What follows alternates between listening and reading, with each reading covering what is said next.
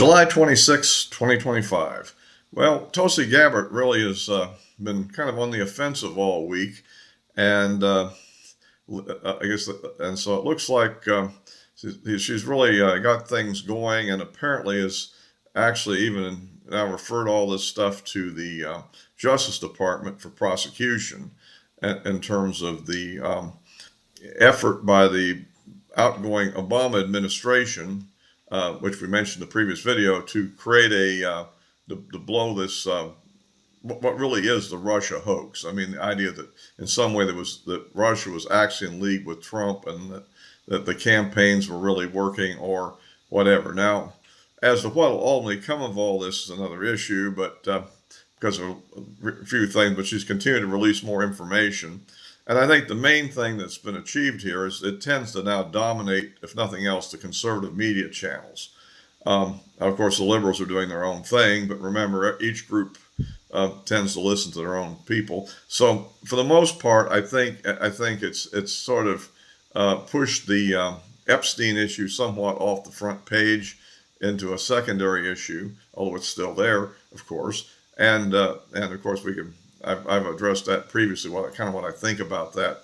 And but as far as that, she seems to make a case pretty much that the key intelligence officials around by Obama actually contrived with the idea of changing their report based on very fragmentary information, which was generally false and contrived, and politically motivated to make these charges, which then led to about 2.5 years of special prosecutor investigation, the whole battle between the different members of the cabinet. Eventually, Bill Barr got in and kind of put a kibosh on the whole thing, and of course, so that kind of is the thrust of this. Now, apparently, the latest information indicates that Attorney General Bondi was not really fully in on this. This looks like, I think the truth is that Gabbard had been working on this for some time, putting this all together, I think. And I think it was going to be released at some time, but probably this Epstein thing probably somewhat triggered maybe the timing of it. As I understand it, that necessarily Bondi wasn't exactly pleased that she wasn't fully briefed ahead of time and hadn't been coordinated with, and maybe had some input into what would be done and what would be said. But I mean, for instance, we throw things like treason around. Well, that's a attention getter. Legally, of course, it's nonsense. I think it might be an insurrectionist conspiracy, however, which is still a pretty serious charge. I'd have to look into the formal definition of that. Treason has to be involving aiding a foreign power, which obviously it's not. This is a domestic political battle, obviously. And so, anyhow, but that is, but nonetheless, I guess this is the kind of verbiage, considering what the Democrats say about the Republicans all the time, about king and dictator and things like that, which is also equally false. I mean, this is, I guess, par for the course, right? When you in a contemporary political environment. But so, at any rate, that's what happening, and we'll see what happens. I presume at some point, once they get their so-called strike force together, they will probably eventually convene grand juries, and potentially, I guess, and have the effect of bringing these people in,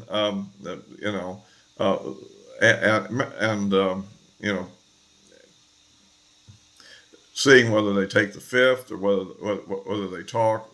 Will they potentially commit perjury, which then might lead to some actionable charges?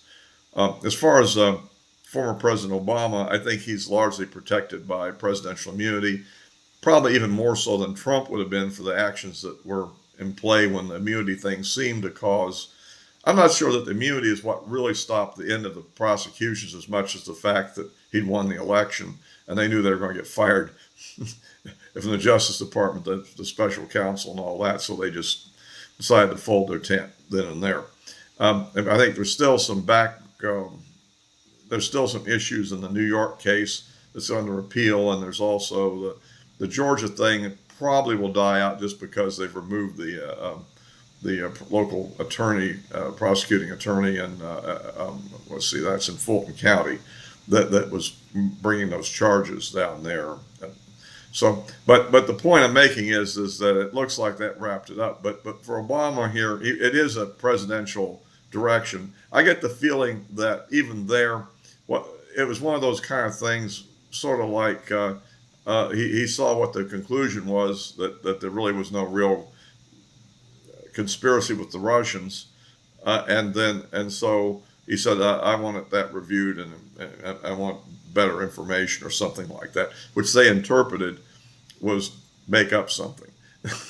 In other words, they don't have to actually say, create a false story for me. You just have to say, I don't want that, and get me something better. And people tend to do it, Sort of like the historic case of Becket, where the king says, would somebody rid me of that troublesome priest, right? It wasn't a direct order to assassinate him, but that was the way it was taken. Anyway, if you like these videos, please give me a like. You can subscribe, click the bell for notifications. And if you prefer, you can also follow me on Rumble instead, which is in the description below, because I post on both at the same time when I do. So, at any rate, that is kind of the situation there. And I think that probably it will lead to grand jury things. And in my opinion, even if it doesn't lead to a successful prosecution, they'll be forced to lawyer up and spend a lot of their money hiring very expensive lawyers to keep them out of trouble. And do I feel shame for this? Looking at what they did to our people, how many of them, look what they did to Trump himself, what they did to a lot of other people, what they did to General Flynn. No, I don't feel bad about it at all. It's a fitting retaliatory action in a political conflict. So, anyway, so that's kind of the way that is. Now, I guess in the interview that he gave before he headed off to Scotland, President Trump was asked about a variety of things, and one thing he was asked about was the Epstein thing, and I think he said basically that he doesn't want to engage in conspiracy theories or something. And the other thing is that he's non-committal on whether there'll be any kind of amnesty, or what you want to call it, for Ms. Maxwell, who was the facilitator of the Epstein event. Although it's understood that in their meetings with the Deputy Attorney General, she's been singing like a canary, apparently, naming a lot of names, and so we don't know where this is going to.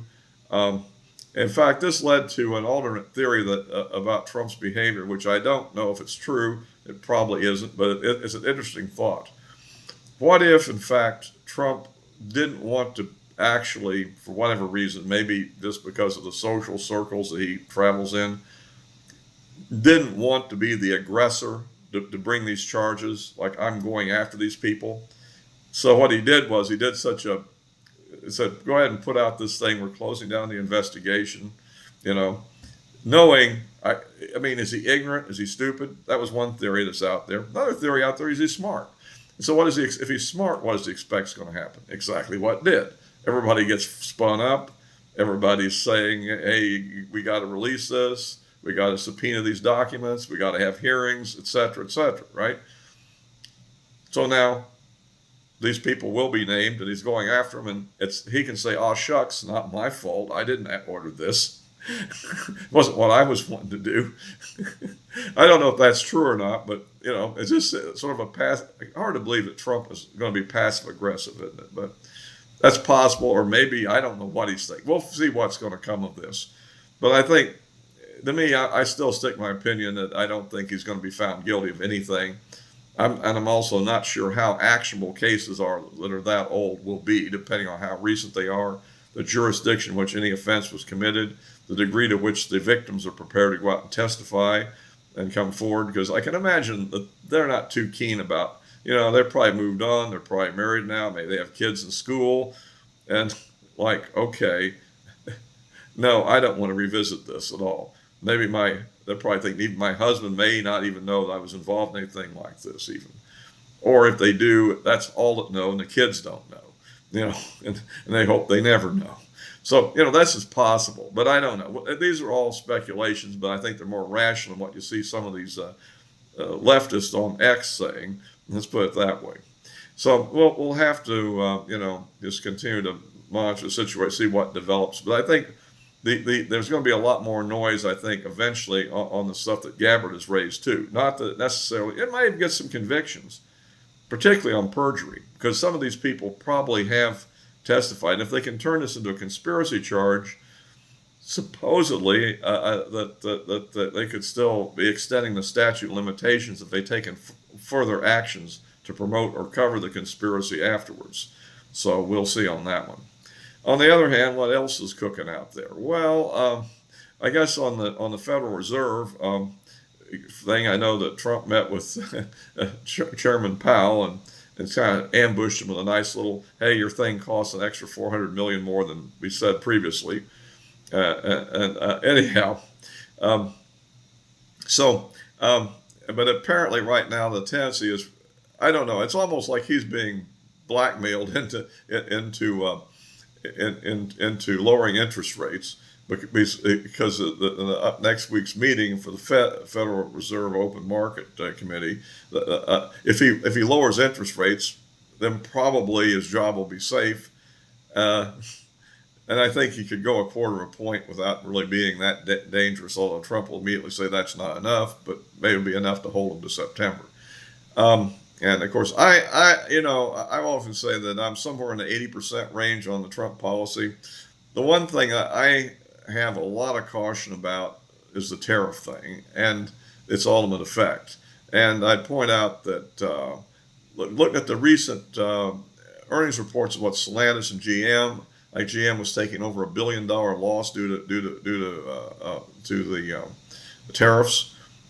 I'm beginning to wonder, and we look at like the 15% tariff that's now been agreed to with Japan, and it's like something similar. I forget what the exact number is for South Korea. It's probably some of the main importers. And of course, most of the European cars, not all of them, but a lot of them tend to be the higher end things, your Mercedes and your Porsches and stuff like that, Audis and whatever. I don't know. That's I think that that they will.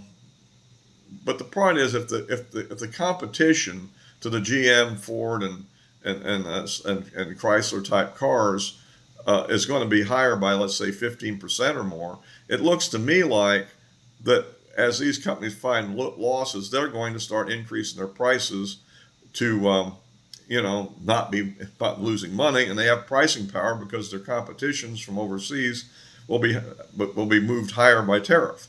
So the idea that this will not increase in the inflationary index to some degree just seems to me to be not the case. I guess the question is how severe it will be, and whatever. On the other hand, side of the tariffs is they are raising a lot of revenue, and it looks to me like that they will probably raise enough revenue to compensate for the tax reduction that was in the big bill, and that was one of the main concerns about it was the deficit impact. But there probably won't be. In fact, there might even be a little bit of a removal of the overall national deficit. I mean, meaning it's not going to go to zero by any means, nothing like that. But it might have impact beyond that. So. And as we continue to follow the situation, I guess we've had the third meeting between Russia and Ukraine on the peace talks. It lasted, for just a few minutes. They both said the same position they had in the last one, and then they left. So that isn't going very good. Neither side is budging, and the war continues. And it looks like that this thing we discussed previously about the Patriot systems, the anti-aircraft, anti-missile systems, anti-aircraft/anti-missile systems, it doesn't look like as many are going to be coming as quickly as possible, because when they found out how long it's going to take for the replacements to be made in the U.S., a lot of the European countries are kind of not really going forward on it as much as quick as it sounded like. So we'll see how that plays out. Plus, even if they send them, the Russians will probably just destroy them. I mean, yes, they shoot down a few Iskanders, but one of them's going to get through, and boom, there goes the radar. the control mechanism. So at any rate, and meanwhile, the Russian military seems to be pretty fully invested now in their offensive on Pokrovsk, and apparently a special team, I guess their special forces or whatever, have actually managed to infiltrate into Pokrovsk, and they've set up a barrier between the northern and southern parts of the city, as the last report I've heard. And so that, I don't know if it's a suicide mission or whether it will work out, but their idea is, I guess, to cut off the logistics, the southern part, which is now under assault by Russian regular troops. So goes the war, and the peace seems to be waiting. And in the meantime, well, the clock is ticking on that big 100% secondary tariff on all those countries buying oil from Russia. So we'll see how that plays out. So that's about it for this video. I will, of course, as always, be posting this on YouTube and Rumble, and you can look for me in my social media accounts, that are listed in the description below. I post most frequently on X in between videos for little things, some asides and sometimes maybe even follow-up. And on occasion, I'll even post a comment down below if something develops between videos which will correct or, the subject I said in this one. All for now.